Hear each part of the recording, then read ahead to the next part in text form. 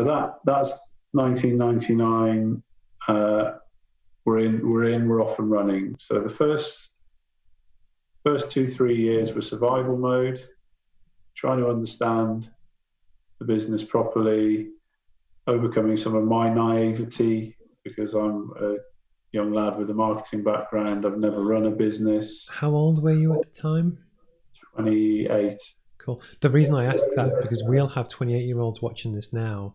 Actually, this is what I like to do. It's asking the questions that I know people will be interested in, because likewise, generally people I interact with have entrepreneurial tendencies, and they'll be gagging to know, so out of interest, so you knew the business itself, you knew it was loss making, but you could see the potential. How much of it did you separate off the business side of it from the sports team performance side, or did you see them as like constantly linked? Good question.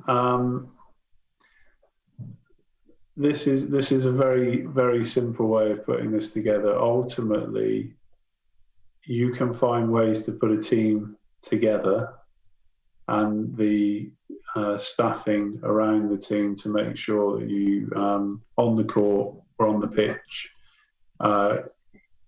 do the right things that help roll the wheels for the rest of the business. But when it comes down to it, that really is ultimately about raising money.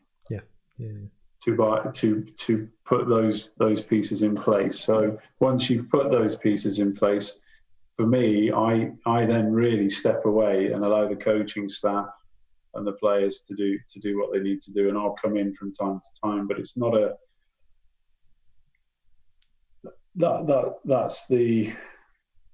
I don't see that as a business in itself, if that makes sense. So I then have to go away and with my team make the sales, administrate the way that needs to be administrated to make sure the events go off, manage myself and my team properly, just do all of the normal nuts and bolts stuff that you would be doing in a business. Financial management being an absolute key to that.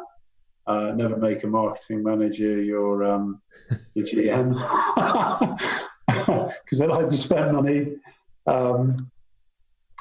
They like to speculate to accumulate. I like to speculate to accumulate. I soon realised that I wasn't going to be able to do that. So there's a step of reality in terms of what I needed to do with no investor. Because that's what I was going to jump in, was that we spoke before about The Last Dance, the whole Michael Jordan Netflix documentary. There's always a discussion between the team and general management, and likewise in the NBA at the moment. Sorry to go off track for anyone that's not into basketball.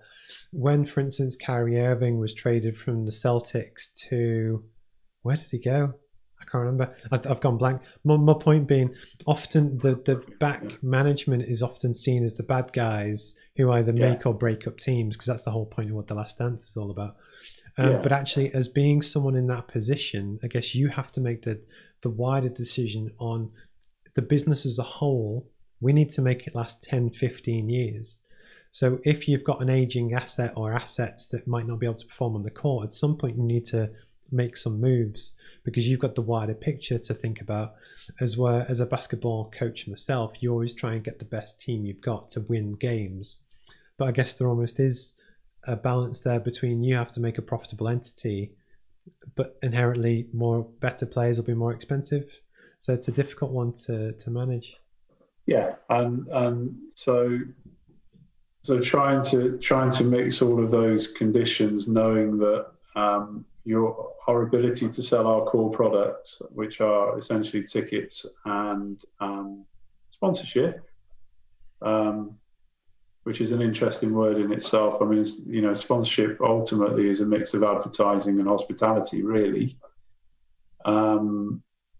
So trying to sell those products when your product on the court is not winning. Does it have as big an effect in our sport as it does in football? No. The answer is no. We it's a night of entertainment, and for a good part of our match night audience, they'll be coming to a game once or twice a year, maybe. They're coming for a night out, and us winning or losing is not the be-all and end-all. Yeah. But for the core of the audience that have been coming for years and years, it's super important. It's, and what comes with that in the Northeast as well is it's not just about winning, it's about putting the effort in, being entertaining, not looking like you're just turning up to pick up a wage, etc., etc. They've got to have some passion behind them, Yeah. So as long as we're ticking those boxes, we're okay. But it's sport is very, very unpredictable. That's why you can bet on it, and you never know what's going to happen week to week, month to month.